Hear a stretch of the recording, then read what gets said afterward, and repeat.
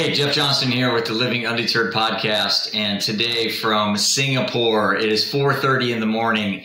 And this is normal for Nick Jonsson. He seems to thrive getting up in the morning and getting his stuff done. And I'm super excited for this. Nick reached out to me like a lot of our guests do, kind of researched each other. We had a little bit of a pre-interview, hit it off great, really admire his journey.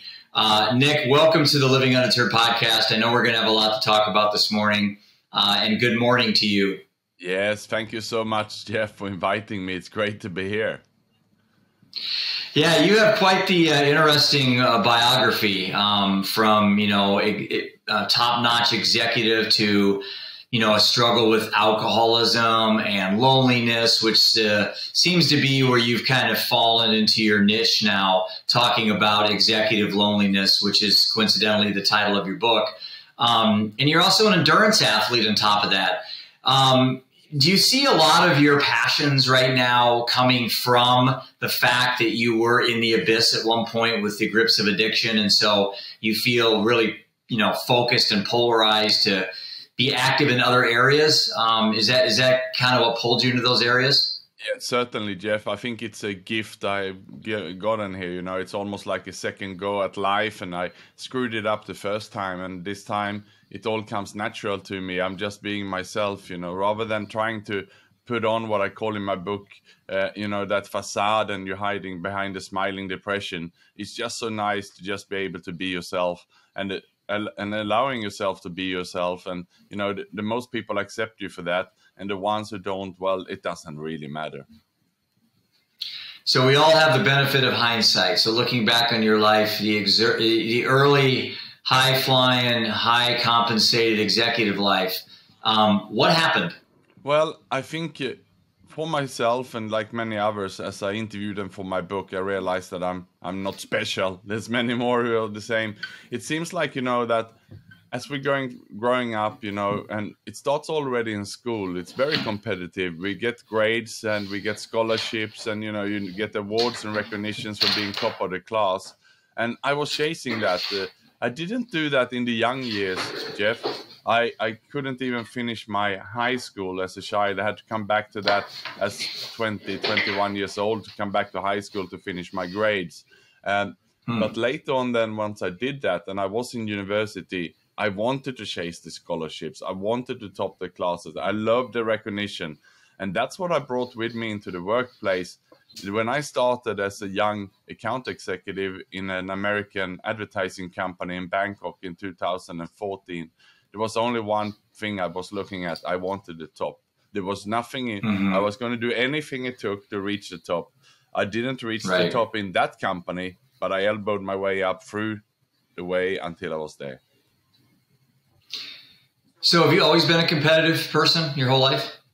No, it kicked in. I would say I wasn't as a child growing up, but it was that was almost, because I didn't pass my high school the first time. Once I came back and did it the second time, I felt I need to have a go at this. And that's when it never crossed my mind that I would go to university as a young person. It was when I was 23 years old. I was mature enough to go into university. And that's when I really, really, really decided I'm going to give this my best shot. What'd you major in? What'd you study in college? I studied a bachelor in business, marketing, advertising, and then I did a master of public relations. And then you get into the corporate life. And so how was that? Making a lot of money early, loving life, traveling, living the high life. And then what happened? Well, working then in Bangkok for an American advertising company on some big accounts, I was the perfect account director, looking after the clients. They would fly in from the US, there will be new clients almost every night. And while I'm an introvert, once you give me some alcohol, I was the perfect host. I would take them out, show them a good time, dinners, parties, and, and I would make good relationships. I would get the amounts going up. So of course, my bosses were happy, right? They could see I could bring in the money. and the clients are happy. They kept coming back, giving me more business. So I thought, you know, I had a perfect life, and I climbed up because as a result of this. And that's how I was working in various industries for many years in Asia, first starting in advertising, but then it was in fashion. I was even at one stage the medical services general manager of a business in Indonesia, running more than 70 hospitals and clinics. And again, most of the clients were actually American clients. It was then the oil and gas companies. It was the mining companies. I was managing Freeport, which is the biggest mine in the world. And your drinking was, you know, I looked at myself too, and I didn't really realize I had a drinking problem until late, like, you know, in my 50s almost. I knew I was drinking too much, but I was what it was called a functional alcoholic. In other words, never missed work. I didn't always feel the best, but I could drink with the best of them and seem to be productive the next day. Were you that same type of person? Yeah, so for many years it didn't cross my mind, you know, that I had a drinking problem. Looking back at it and thinking about it, I had probably my first stint of, you know, really suffering from alcohol in 2005. I was hospitalized. I remember it was a Monday morning. I had a big weekend and I was hospitalized. The doctors then did a lot of blood tests and they came back with, you know, you have high blood pressure, you know, and you have hypertension, maybe you're not eating right and so on. And I was in complete denial. I mean, the alcohol was the most fun of my life. Why would that be the cause, you know? And so, but I didn't realize that at the time. And after that scare, you know, a couple of days, I was back into the same rhythm and drinking. But it was around 2010, 2011, I realized that, you know, I had gained too much weight. I needed to cut down on the food and calories. And with that, I started to think maybe I need to reduce my alcohol. So at least the thinking came in that I need to reduce it, I need to control it. And with that, I signed up for that's how my exercise journey started. Signed up for some 10-kilometer runs. And what I then did was that I took a few days or maybe 1 week off alcohol leading up to these races because I wanted to be in a good form for them and so on. And I realized that I was feeling better and I performed better. And that's how I then, for the next couple of years, I was mixing sport with alcohol and I was taking time off. But as I realized then was that it was getting harder and harder to get those blocks of non-drinking. I remember one time, particularly leading up to Christmas, when I decided to take 3 weeks off and I was suffering. I did it, but I was suffering. Yeah. So your body was telling you that, you know, you were pretty dependent on this. Absolutely. And in 2015, I was already on my way down. And I remember going to Australia for a full distance Ironman event in Melbourne to compete. And normally I would take 2-3 weeks without alcohol leading up to the race. This time I only took 2 or max 3 days. And in the swim then, which is a 2.4 mile ocean swim, I was cramping so badly in my legs. My body was not ready for this kind of endurance race that I thought I was going to drown. It was very, very scary. And I will never forget that. But, you know, what was the first thing I did at the finish line? It was, of course, you know, to drink myself almost unconscious. And your story resonates with so many people in so many different ways. You know, I went to the same corporate ladder.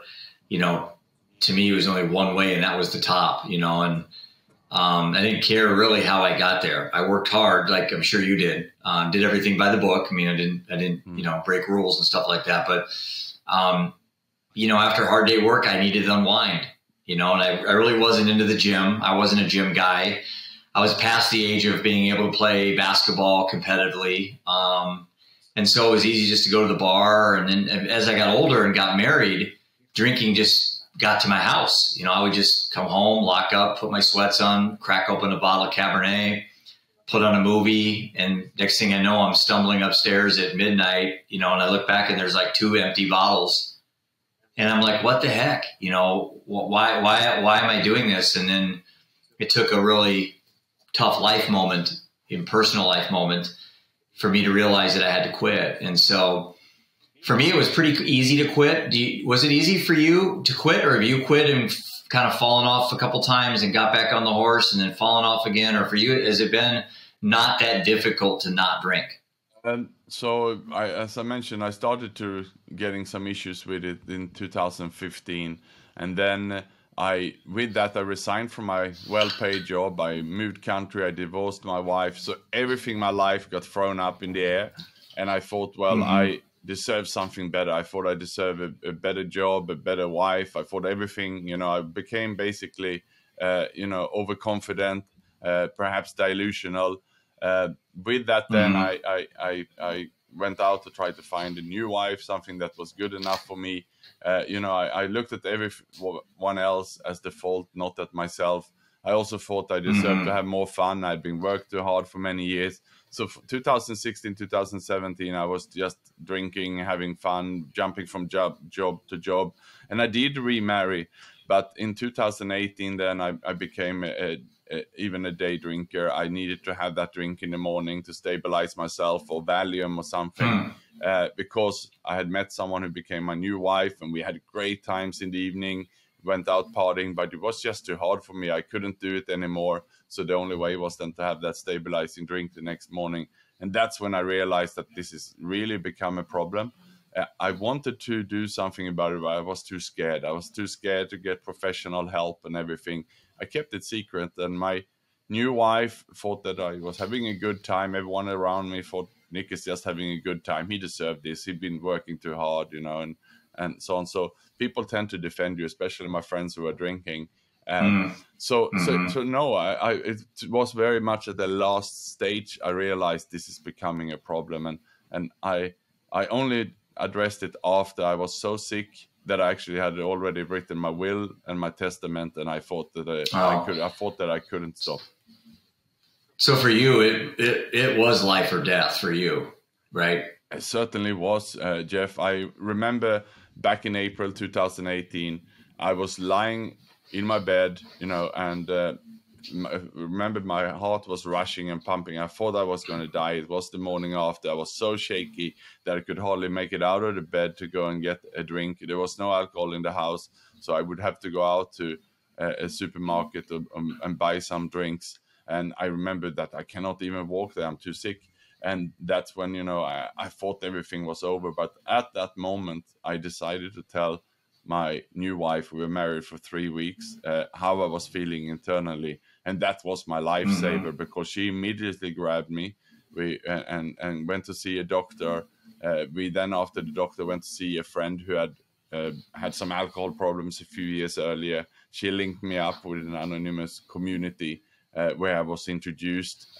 So very, very quickly, support was on the way, and I was not really ready, but I knew it was there. I had to go out and drink another week until I hit absolute rock bottom, and I was hospitalized.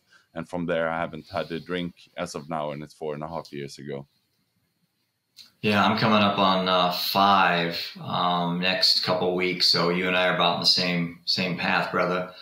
When I first met you, I asked you a pretty straight question. I said, "Is there anything off limits on our podcast recording?" You said no.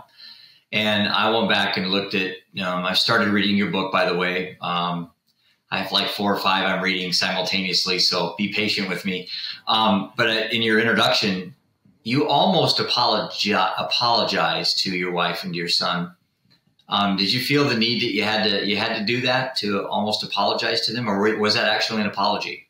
Yeah, I think, we need to go back and clean up the mess we've done. And as I said, at the stage when It's very vulnerable of you, by the way, very vulnerable. And I think your readers and your followers really admire the fact that you're kind of leaning into the mistakes you made in the past and you're kind of manning up to them. Yeah, and I think it's very important. I mean, as I'm sure you know, also in recovery, we clean up our past, and then as we live, we clean up every day by day, and before we move forward to the next, so we can sleep at night. Because I needed alcohol to sleep at night before, and I don't need that anymore. I mean, we can still make mistakes. We're still humans, and we can still step on people's toes. The egos can run at full speed sometimes, but we catch ourselves. We remind ourselves, hey, that I was not my best self there, and we fix it right away. How important is peer-to-peer for you right now in recovery? Being able to talk to other. I assume your groups are men and women both, or is it mostly men? Yeah, so the business I'm running now in Singapore, Indonesia, and Malaysia is basically confidential peer groups for either for senior executives. So for the executives, we have groups Right. for them, or we have groups for the business owners, entrepreneurs.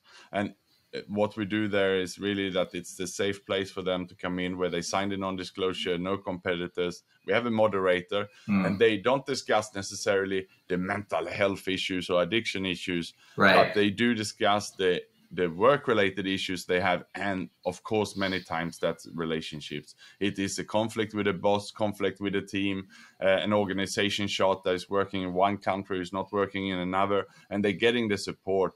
That means that they have this trusted peer network where they can discuss and solve it before it becomes an issue. I didn't have that, Jeff, in my work. It was only hitting the targets and with my own way, just forward, up, without thinking and owning up to any of my mistakes and sorting it out. Now you're in a group. I think it's the Samaritans of Singapore, SOS. Is that safe to say that's similar to Alcoholics Anonymous, or is that a different type of a mindset? It's a different organization. And what happened then, Jeff, as I started my recovery journey in 2018, and I was doing really well. My first year was amazing. After a few months when I tapered off the drugs, the alcohol, I was feeling great. But what happened then a year later was that a friend of mine died of suicide. And it was very, very very sudden. My friend Simon went, and everyone was puzzled, surprised. What happened? He had just been to Mount Everest. He went up to the base camp there. He had posted images on social media that with his new girlfriend, he'd never been happier. And he seemed to have it all together. And I was working on a project with him at that time, which was very exciting. And he had just started taking speaking lessons. He was going to become a keynote speaker. So everyone was just looking at Simon as someone who had it together.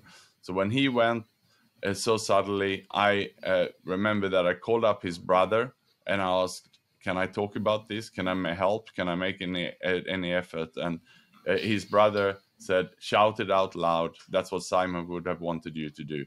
And when he said that, I started to cry, and I realized that looking back at my own journey, that it could have been me unless I had gotten the support and the help. And I immediately then called up the Samaritans. And I said, "I want to set up a special fund for you." And it was a race to an end of executive loneliness. So that was the whole start and the journey. I made a video immediately as a part of this that I posted on LinkedIn. And it went completely viral. All around the world, people wrote in support, starting donations. And people said, "Nick, thank you so much for talking about this. This is not something that is normally spoken about in the work world." So that's how it all started. Yeah, it's in a lot of areas of our society, it's not spoken. I'd say the work world, but just let's say men in general have a hard time talking about these things. Men have a very difficult time in showing their emotions. And I think, in being vulnerable, there's something in there. There's something people that when you crack that door, Nick, and someone says, "Well, what do you do for a living?" And you start answering that question like I do, it's tempting to get really deep immediately for me because I'm comfortable. I'm comfortable talking about my life very quickly with strangers. And you seem to be that way too. But I think it helps not only the person like us that's sharing the story, but the person that is listening is now feel like, it's okay. It's okay for me to take that lead. Jeff talked about his son. Now it's okay for me to talk about my issues. And I think vulnerability is and that's why peer-to-peer recovery centers work well, because you're with other people that are in literally the same boat, and you can really relate to what they're going through and they can relate to what you're going through. And that's how you help each other. Yeah, absolutely. And to answer your question, is Samaritans like AA?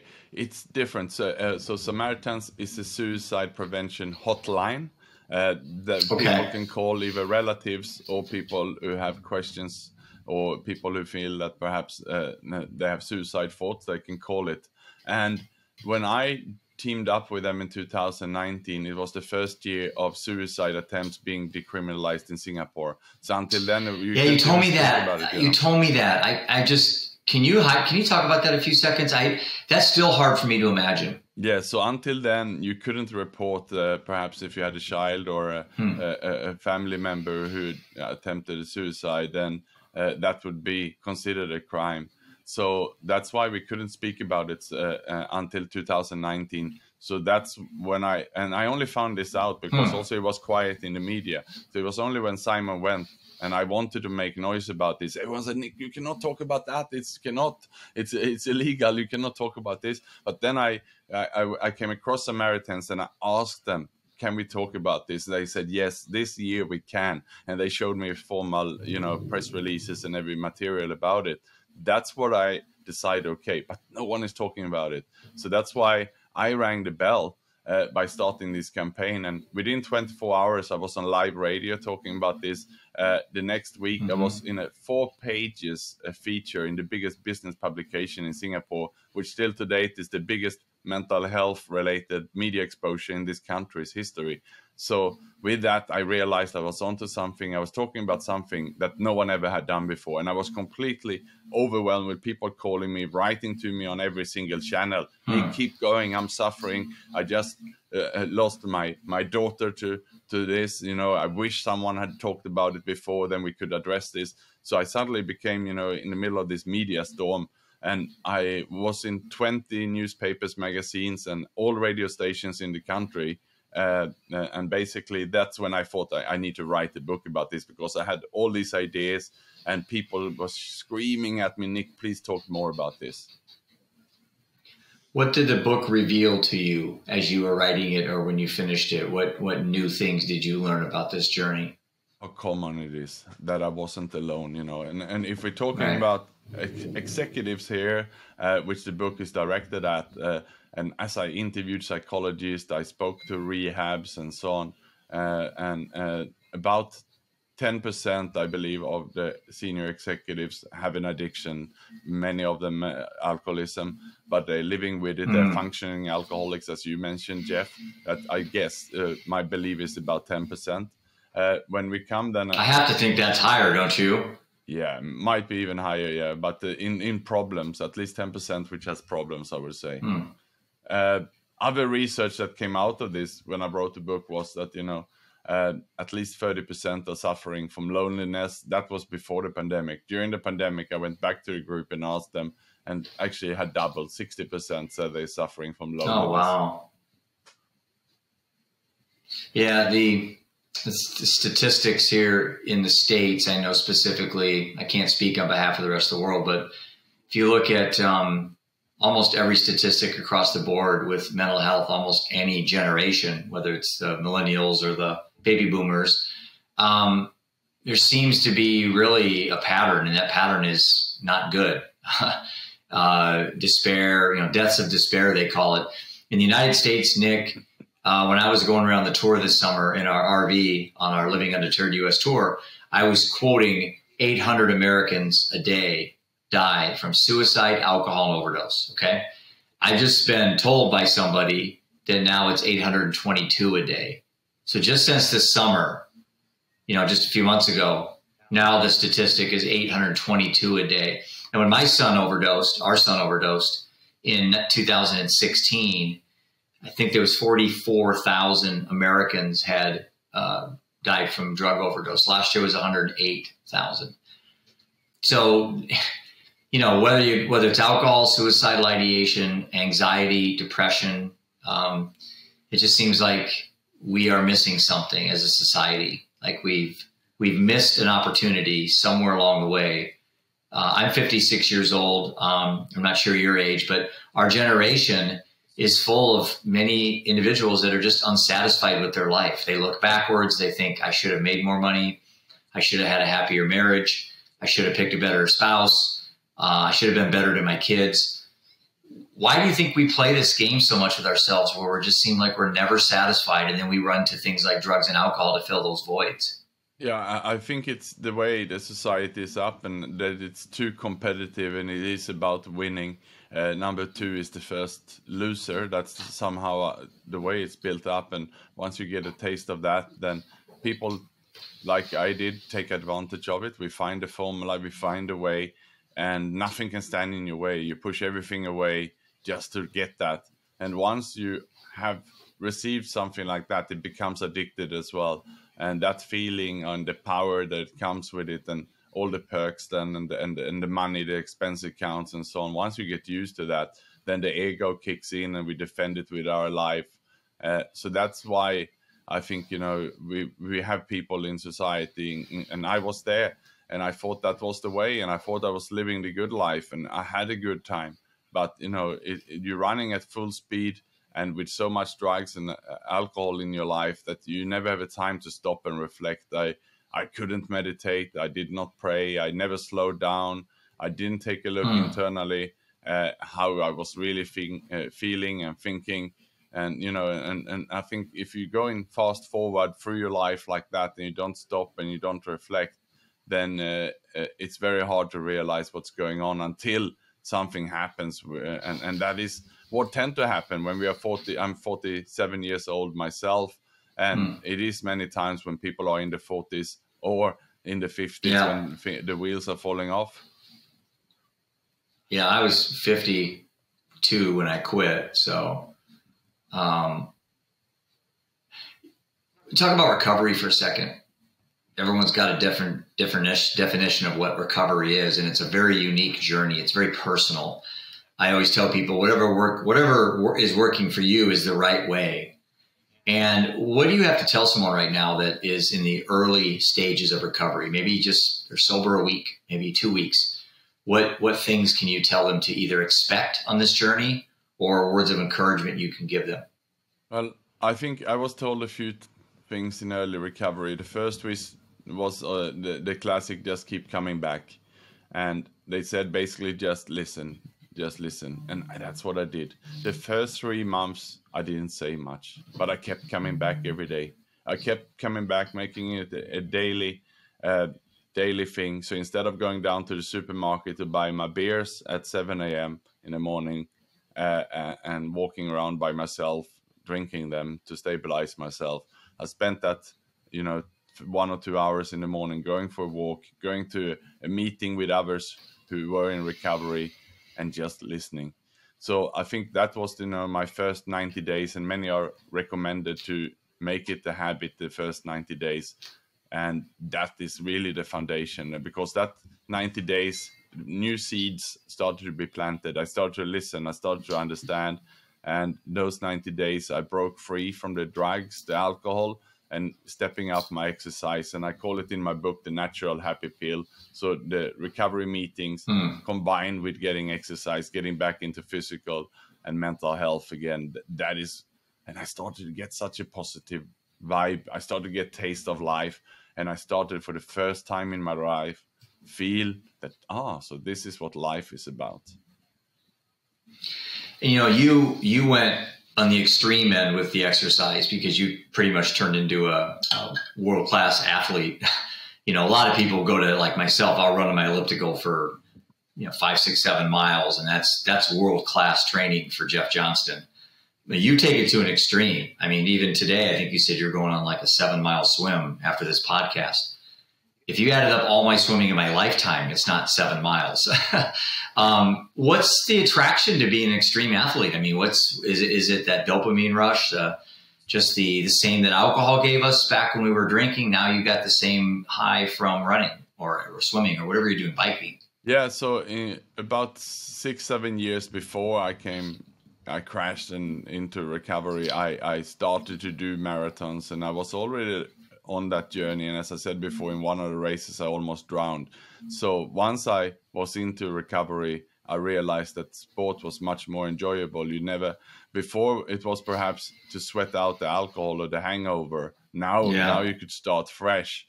And I really, really became fascinated with it. And I realized, now I don't have to worry about the calories and everything. I became leaner. I could perform better, and everything around sports, but also the nutrition and so on. And then the community around it, I would say, was the number one, is the community. So when I'm an introvert and I need that kind of community. Now I didn't have the bar stools anymore. I didn't have my dart club. I didn't have my snooker club. I didn't have all these clubs and societies that involved alcohol. I needed to make sure that I didn't only have my recovery group, but I had a life outside that with normal people. And that I found in sport. So, and then why triathlon? Well, because it's swimming, cycling, and running. So that means that I belong to a swim academy where I'm going after this. I have my swim academy, and the introvert I am, I feel at home there. I feel comfortable with around that. Then I have my different cycling groups. I have for my work, we have the peer group. We have a cycling group every Sunday. We cycle and drink coffee. Saturday, I have another cycle group where I have my friends, and we are speaking there. But then I have running clubs and running groups. Plus, my wife is running, so we can travel the world and sign up for some marathons and so on. So it's the sports side of it, how I feel, but it's also now my life. It's my community. It's where I feel at home, and I can be of service for others, because also, as you will realize, in many athletes who go to the extreme, especially the Ironman events I do, many have drug and alcohol addictions in there. And they all know that I'm in recovery, so I also can help many of the athletes, including pro athletes who I'm mentoring and coaching on about addiction and recovery. Do you adhere to a pretty strict diet too? Yes, Nick? I find nutrition fascinating. Most of the things I read is about nutrition. I just started this year to try plant-based, and I did fully plant-based 1 month before my last Ironman event, and I did a big personal best. Well, so you think the plant-based has some weight to it? Yeah, I'm not sure if it's for all year around. I think as of now, I don't have any race coming up for a few months, so I'm having sometimes meat.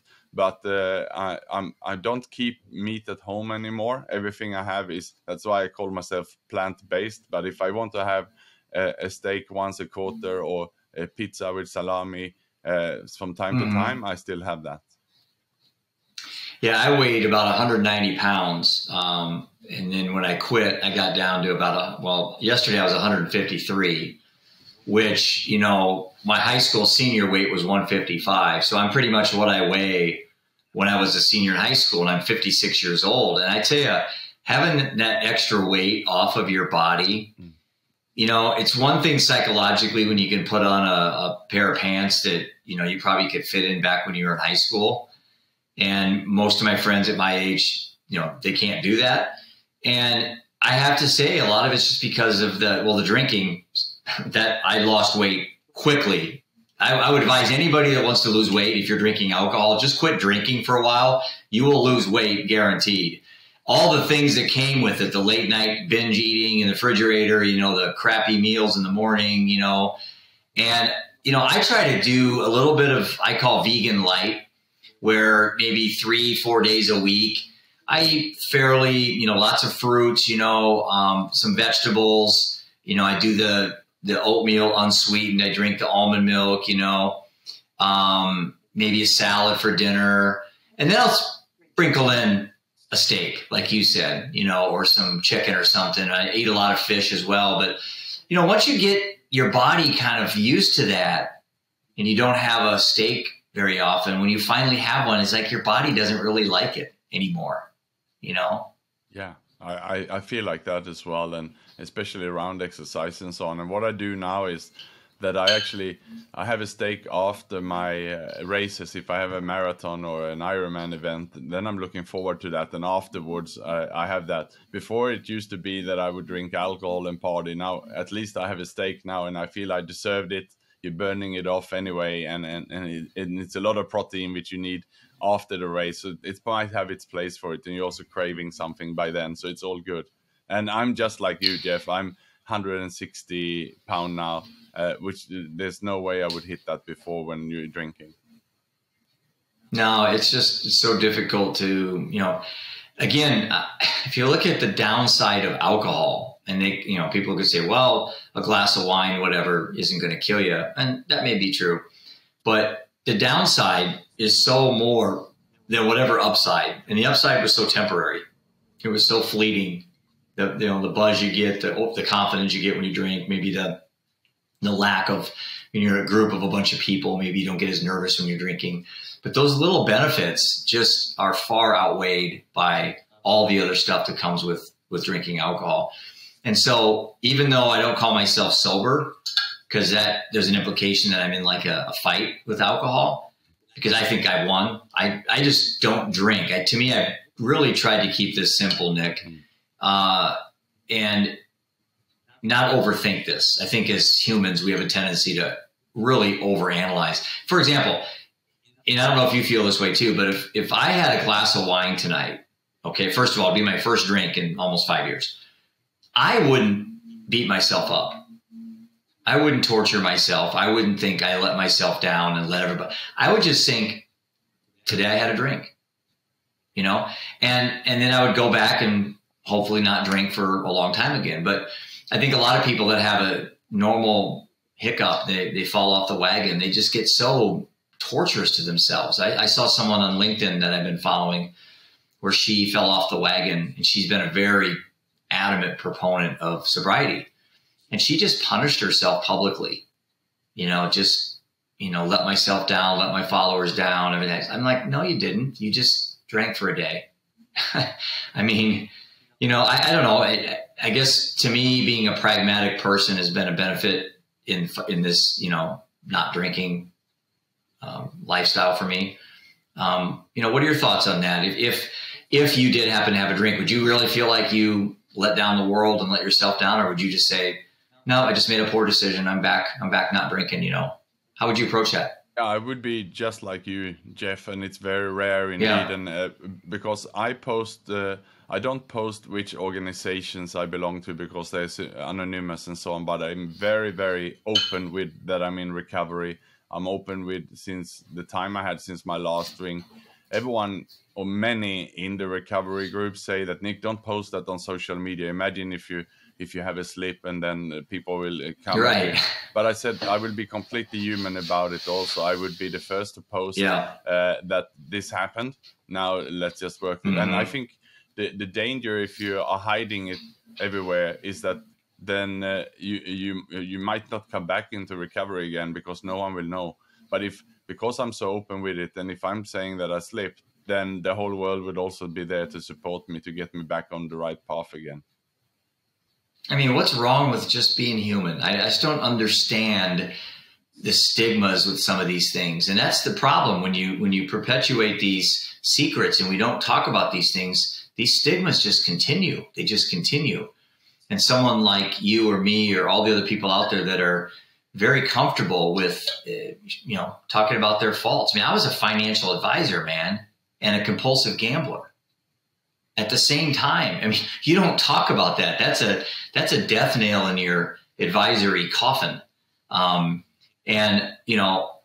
still am licensed. I still have clients, and I wrote a book 2 years ago talking about my compulsive gambling. And you know what? Nothing bad happened from that. Nothing. And again, I'm not telling people to go out and admit all your faults publicly, but I felt it was important for people to see that I had one perception in the public, and then behind that, curtain or that wall, there was another reality. And isn't that the way we all live? Yeah, and I think this is something I had a problem with, Jeff, in my early recovery, because one of the groups I belong to has the word anonymity or anonymous in it. And, I thought, why is it like that? That's the whole problem with this. Can we remove this word? And can we all just be proud of going here? Can we not just call it, recovery or something positive instead? And we need to, in order to remove the stigma, we need to remove this anonymous word. People didn't understand me, and I decided not to talk more about it there. But that is an issue. As long as something we are asked to keep it secret and silent and anonymous, it will be stigma. And we need to get out like you and I do, Jeff. But we are very rare of the people in recovery. There's very few people, I think, who have your and my mindset. I do.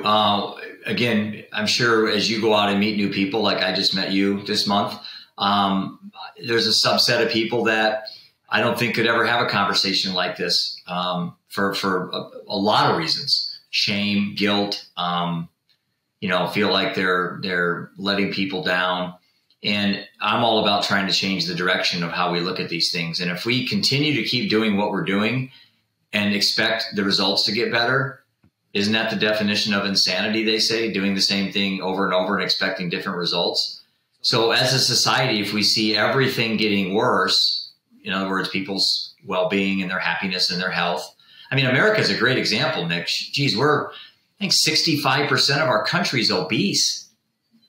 I mean, just think of the added stress that puts on everything for that person, just being 15 pounds overweight. I'm not talking about 100 pounds overweight. I'm talking just 15, 20, 30 pounds overweight can add a tremendous amount of stress. And if the statistics are right, like 85% of health issues late in life, and I'm talking not like in your 90s, but like you and me, our age, is related to our diet and exercise. I mean, we know that.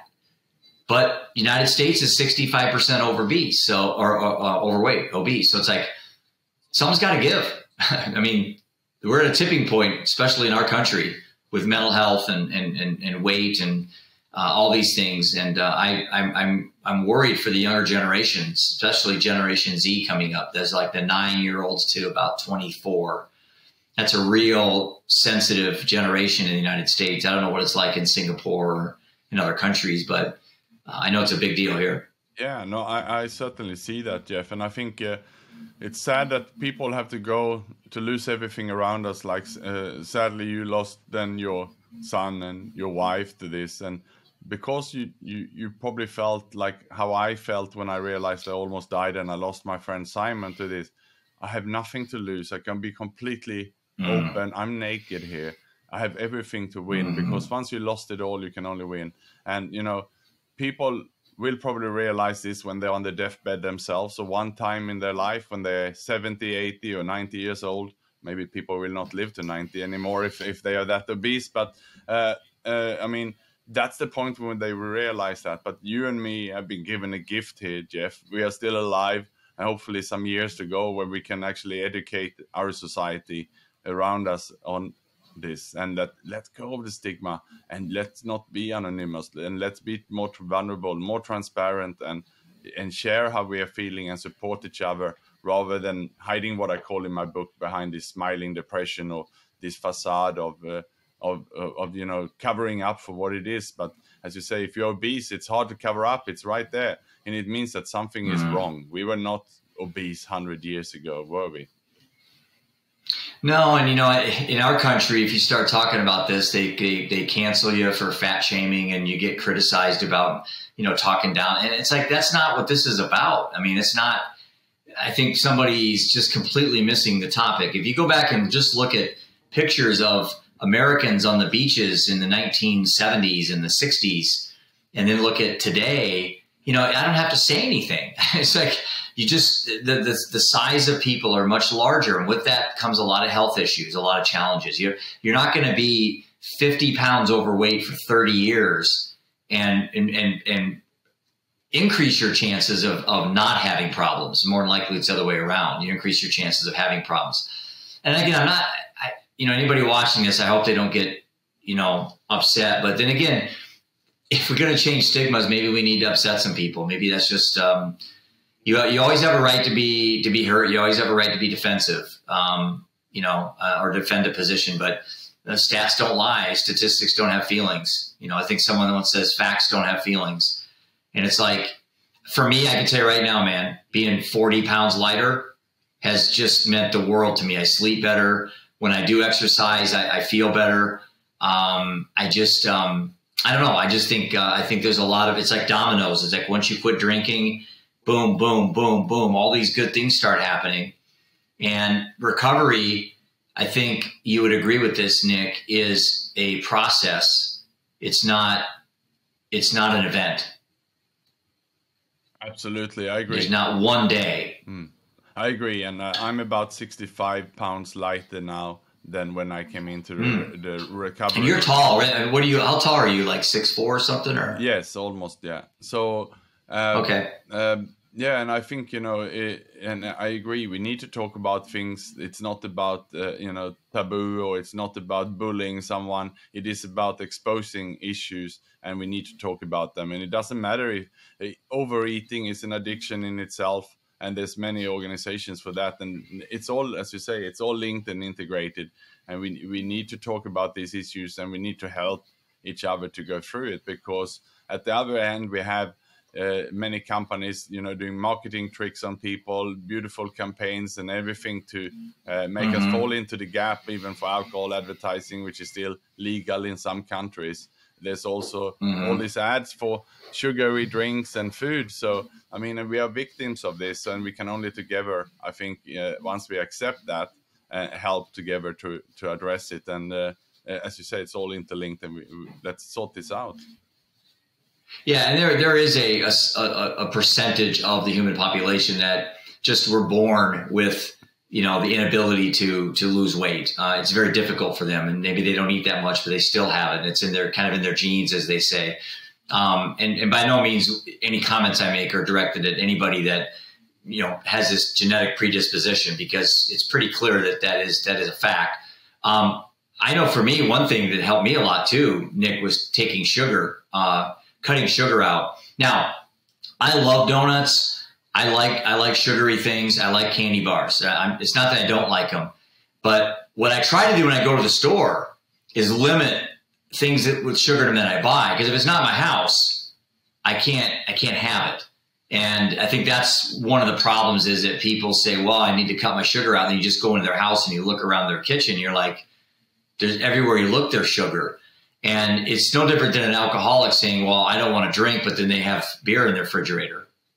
You know, it's just that it takes 1 second of loss of discipline, and all of a sudden, boom, you know, you're eating that candy bar, or you're having that beer. And, you know, again, it's a combination of many, many things. And for example, I was going to ask you earlier and I forgot, do you meditate?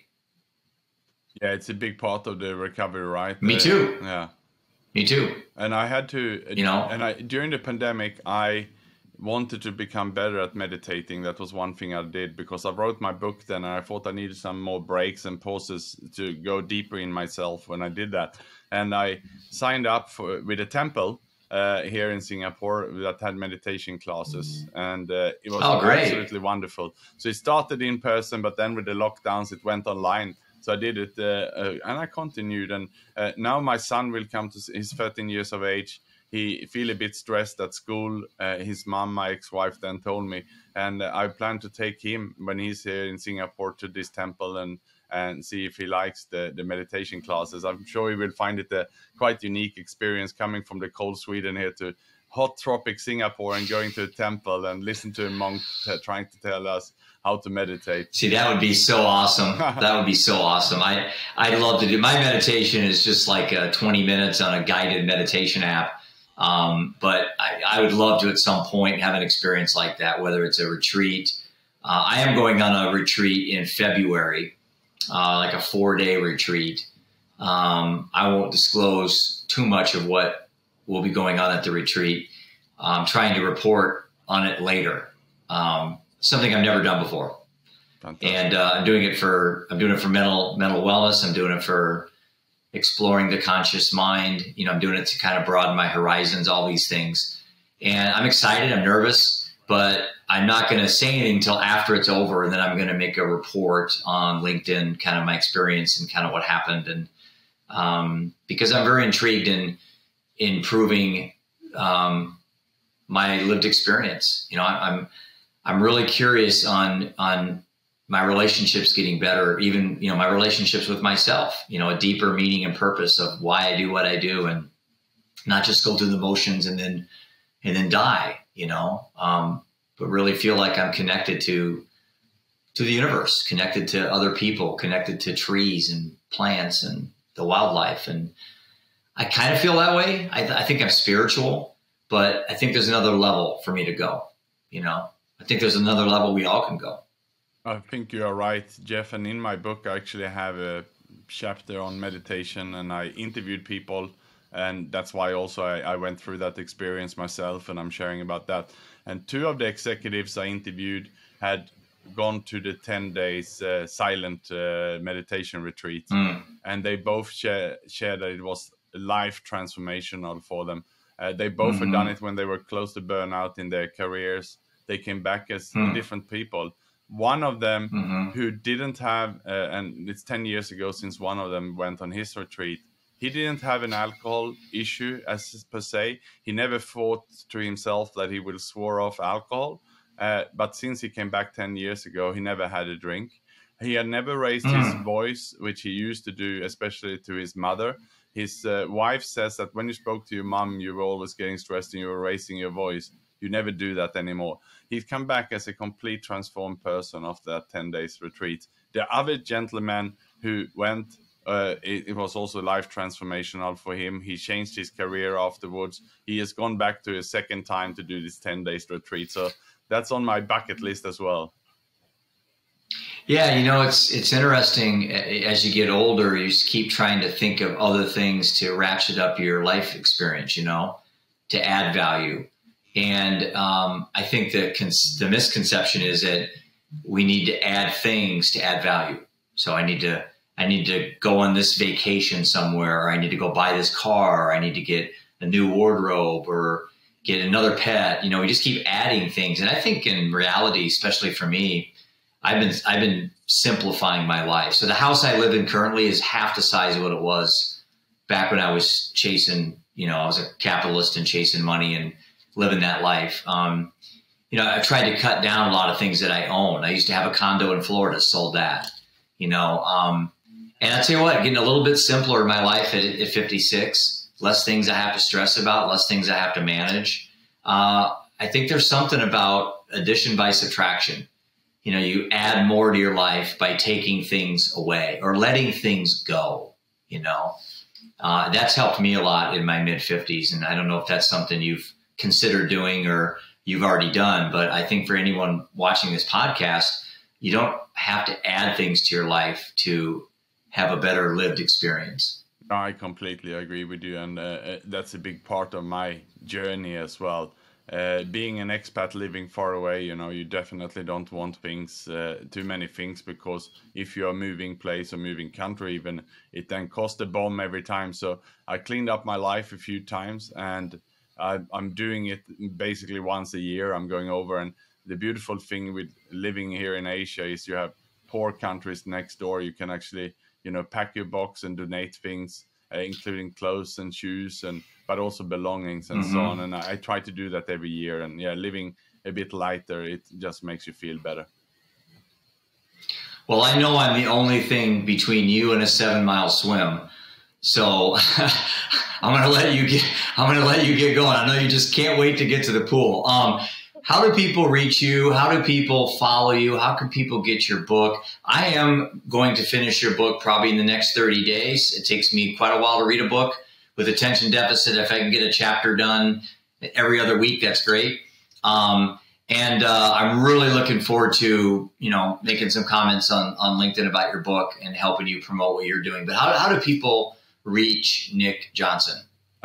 Thanks, Jeff, for reading the book, and for every listener who wants to look at the book, then it's on Amazon. It was actually, when it came out, the bestseller in both men's health, mental health, but also in recovery and a couple of other segments. So look it up on Amazon. It's called Executive Loneliness, and also up on popular request by many executives that I don't have time to read.